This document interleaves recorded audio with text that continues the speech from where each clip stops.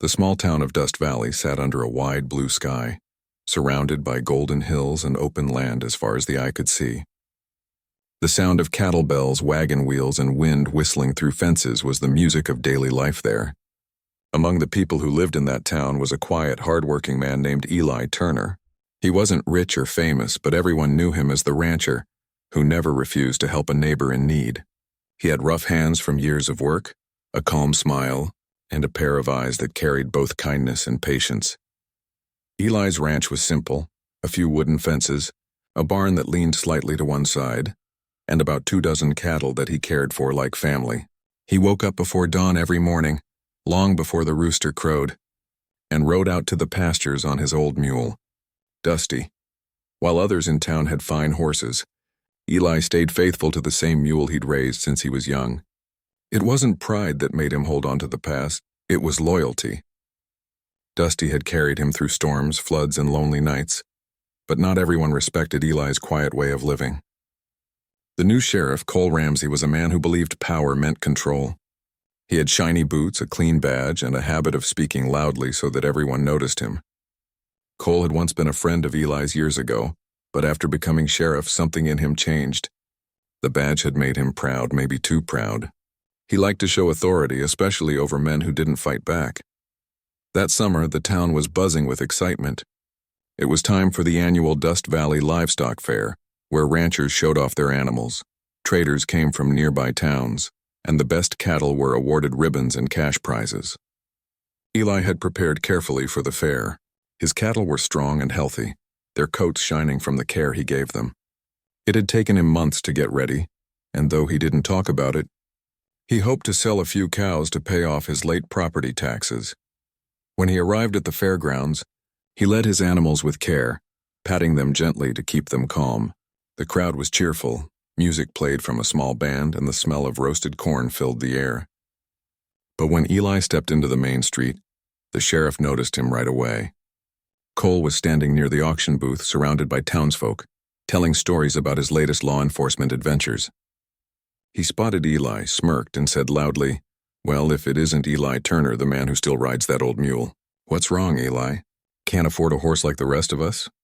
People nearby chuckled softly, unsure how to react. Eli kept his head down. He didn't want to cause a scene. He simply said, "A good mule is worth more than a proud horse, Sheriff." But Cole wasn't done. He stepped closer and said in a mocking tone, "Maybe you should enter that mule in the contest. Could be the only prize you can win." The crowd laughed harder this time, and Eli felt a sharp pain in his chest. It wasn't just about the words. It was the way people laughed, the way their eyes avoided his. Cole pointed at Eli's cattle and said even louder, "Tell me, Eli, are these cows even yours? Heard from the tax office that you're behind on payments. Maybe they belong to the bank now." The laughter grew. Eli could feel heat rising to his face, but he didn't move. He looked around. People he'd helped in the past, neighbors he'd once shared meals with. None of them stood up for him. He took a deep breath, looked straight at the sheriff, and said quietly but firmly, "Sheriff, respect isn't something you buy, and it isn't something you shout about. It's something you earn when no one's watching." The sheriff chuckled, pretending not to be bothered. "Big talk for a man who can't even pay his bills," he said, his voice dripping with pride. Eli didn't answer. He just looked into the sheriff's eyes for a long second, calm, steady, and without fear. Then he turned and began to walk away slowly. The crowd went silent. Something about the way Eli walked made the laughter stop. It was as if everyone suddenly remembered that this man, poor as he was, had never done harm to anyone. The sheriff watched him go, feeling a strange discomfort in his chest. But he brushed it off and went back to laughing with his friends, pretending it hadn't mattered.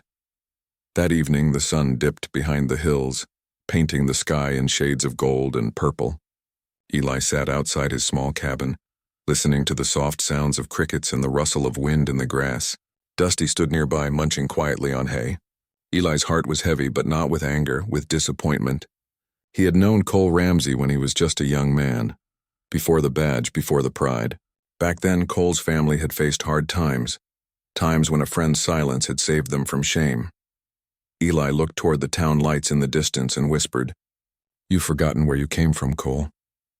He remembered a night many years ago, a stormy night when Cole's father had been accused of stealing money from the town treasury. The town was ready to arrest him, but Eli had discovered proof that the man had been framed, and he had kept that secret safe.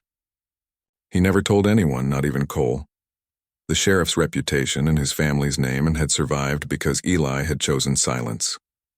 Now, sitting under the stars, Eli wondered if that silence had been a mistake. He had wanted to protect a friend, but that friend had turned into a man who mocked others for their struggles. As the fire crackled in the small pit beside him, Eli thought of the people laughing earlier that day. Maybe it's time they know what kind of man their sheriff really is, he said softly. But then he paused. He didn't want revenge. He didn't want to hurt anyone. He wanted understanding, maybe a reminder for Cole that power without kindness is empty. He leaned back, looked at the night sky, and sighed deeply. Sometimes the loudest man in the room is the one trying hardest to hide something. In the distance, the wind carried faint sounds from the town, music, laughter, and a man's voice bragging about his strength. Eli closed his eyes. Tomorrow would be another day at the fair, and maybe, just maybe, it would also be the day the truth would find its way out, not through anger but through a whisper. That night, as the stars shimmered over Dust Valley, Eli made a quiet decision. He wouldn't shout, he wouldn't accuse, but when the time came he would speak just enough to make Cole remember. Not the insult, but the debt of truth that still hung between them. And as he drifted to sleep, the wind outside whispered through the open window, carrying a simple message, that dignity, even when mocked, can never be stolen from a good man. The next morning, the town of Dust Valley woke early. The fairground was already alive with the sound of horses, laughter, and music. The smell of roasted corn and coffee drifted through the air, and people were setting up their stalls again for the second day of the livestock fair. It was supposed to be a cheerful day, but a quiet tension moved through the crowd. Everyone still remembered what had happened the day before. The story of Sheriff Cole Ramsey mocking Eli Turner had spread quickly. Some people laughed about it. Others felt uneasy. Many who knew Eli personally couldn't shake the guilt of having stayed silent.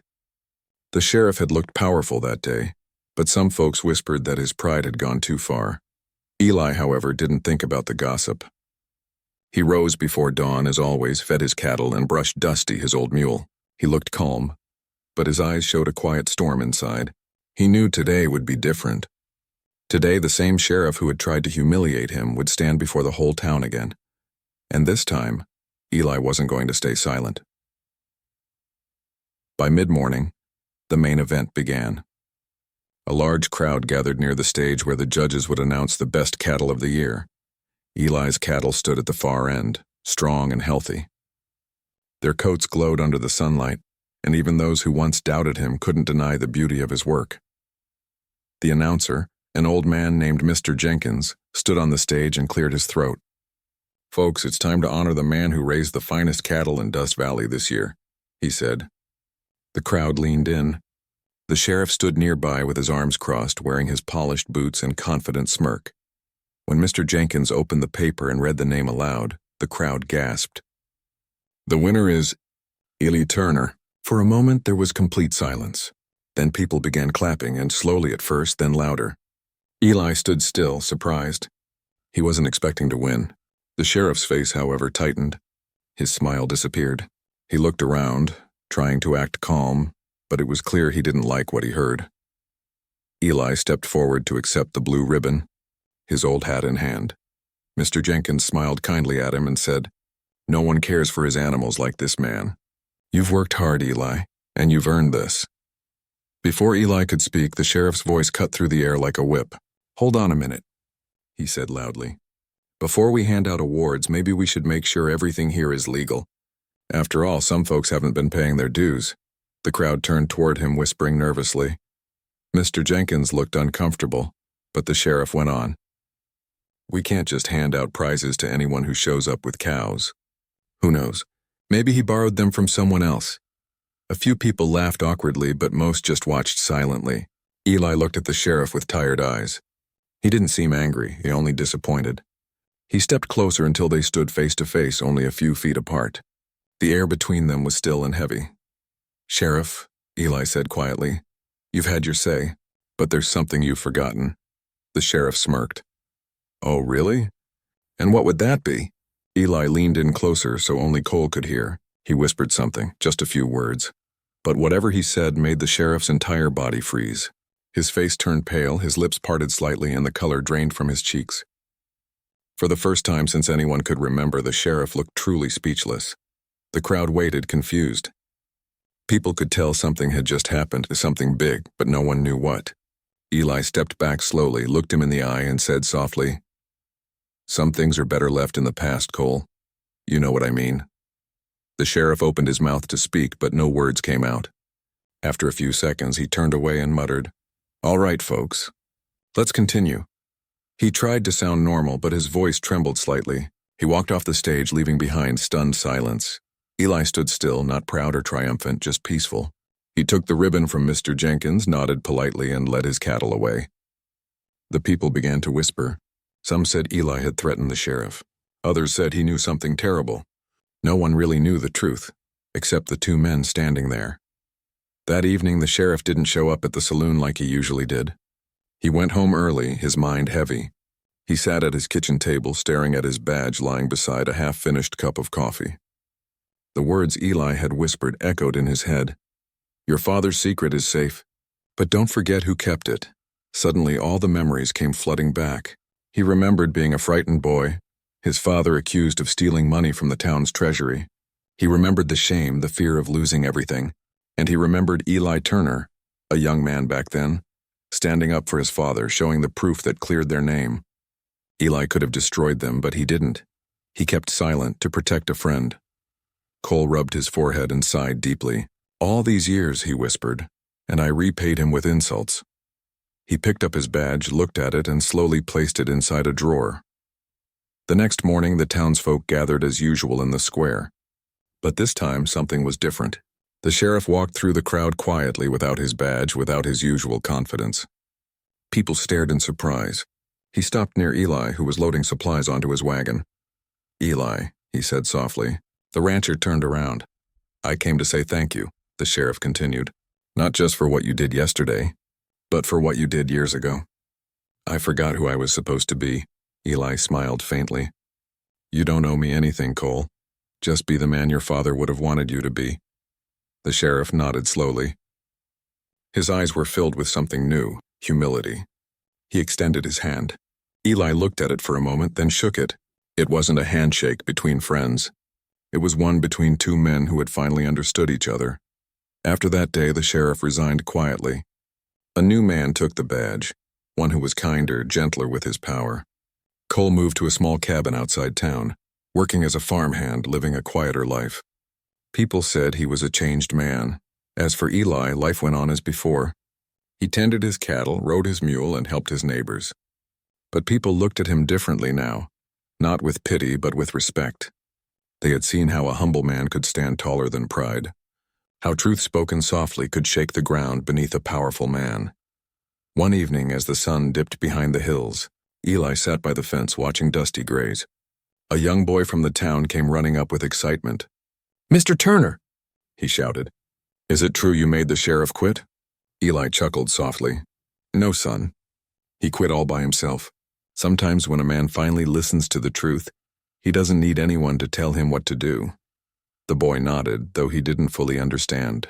He waved goodbye and ran back toward town. Eli looked at the fading light and smiled faintly. He didn't need fame or applause. The town could whisper all it wanted. He had peace in his heart. The sheriff had found his lesson, and Dust Valley had found a bit more kindness in its soul. As night settled, the wind carried the sound of cattle lowing in the distance and the soft rhythm of a mule's hooves. Eli whispered to himself, "A whisper can be louder than a shout, if it carries the truth." And with that, the humble rancher stood up, patted Dusty gently, and walked back to his cabin under the golden glow of a quiet western sunset, his dignity unbroken, his spirit free.